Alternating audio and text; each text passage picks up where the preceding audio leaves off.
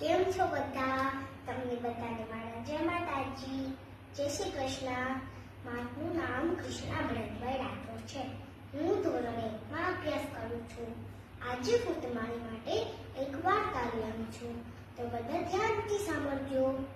એક જંગલમાં એક ભોલું નામનો રીંછ રહેતો હતો.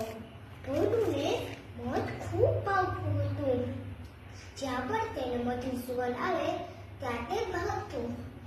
એક દિવસ જંગલમાં ફરતા ફરતા ભોલુને ઝાડ પાસે એક મધકૂવો દેખાણો. તો ભોલુના મોંમાં તો પાણી આવી ગયું. ભોલું કહે, અરે વાહ, આજે તો મને ખૂબ મધ ખાવા મળશે.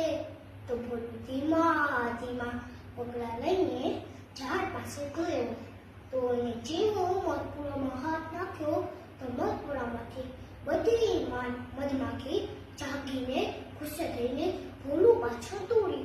તો ભોલુને તો કઈ સમજાવ્યું નહીં અને ભોલું તો દોડવા લાગ્યો. તો દોડતા દોડતા ભોલુને એક નદી દેખાણી. તો ભોલું નદીની અંદર કૂદી ગયો. થોડીક વાર મધમાખી હવામાં ઘૂમરાતી રહી. પછી મધમાખી જતી રહી. થોડીક વાર પછી ભોલું નદીમાંથી બહાર નીકળીને બોલ્યો, હાશ, બચી ગયો. હવે ખબર પડી કે કોઈના પૂછ્યા વગર કોઈના ઘરમાં હાથ ના નાખવો. એક દિવસ પછી ભોલુને પાઠ શીખવા માંડ્યો કે લાલચ અને તોફાન કોઈની મોટી મુસીબતમાં નાખી દે છે. કોઈની રજા વગર કોઈની વસ્તુને હાથ ના અડાડવો જોઈએ. Thank you.